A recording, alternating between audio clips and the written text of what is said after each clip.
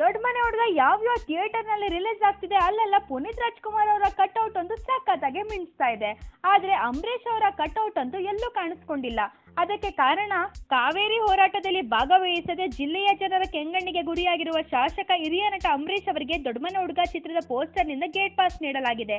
ಅಲ್ಲದೆ ಯಾವುದೇ ಕಾರಣಕ್ಕೂ ಕೂಡ ಚಿತ್ರವನ್ನು ಬಿಡುಗಡೆ ಮಾಡಬಾರದು ಎಂದು ಪ್ರತಿಭಟನಾಕಾರರು ತಾಕೀತು ಮಾಡಿದ್ದಾರೆ. ಅದು ಅಲ್ಲದೆ ಅಂಬರೀಷ್ ಅವರಿಂದ ಜಿಲ್ಲೆ ರಾಜ್ಯದ ಜನರಲ್ಲಿ ಬಹಿರಂಗ ಕ್ಷಮೆ ಕೇಳಿಸಿ ಸಿನಿಮಾ ಬಿಡುಗಡೆ ಮಾಡಿ ಅಂತ ಪ್ರತಿಭಟನಾಕಾರರು ಹೇಳಿದ್ದಾರೆ. ಬೆಂಗಳೂರಿನಲ್ಲಿರುವ ಸಂಜಯ ಚಿತ್ರಮಂದಿರದಲ್ಲಿ ಪುನೀತ್ ರಾಜ್ಕುಮಾರ್ ಅವರ ಕಟ್ಔಟ್ ಹಾಕಲಾಗಿದೆ. ಆದ್ರೆ ಕಟ್ಔಟ್ ನಲ್ಲಿ ಪುನೀತ್ ಮಾತ್ರ ಇದ್ದು ಅಂಬರೀಷ್ ಅವರು ಮಾಯವಾಗಿದ್ದಾರೆ. ಕಾವೇರಿ ವಿಚಾರದಲ್ಲಿ ಜಿಲ್ಲಾದ್ಯಂತ ಸರಣಿ ಪ್ರತಿಭಟನೆಗಳು ನಡೆಯುತ್ತಿದ್ದರೂ ಕೂಡ ಒಂದು ಬಾರಿಯೂ ಅಂಬರೀಷ್ ಅವರು ಭೇಟಿ ನೀಡಿಲ್ಲ.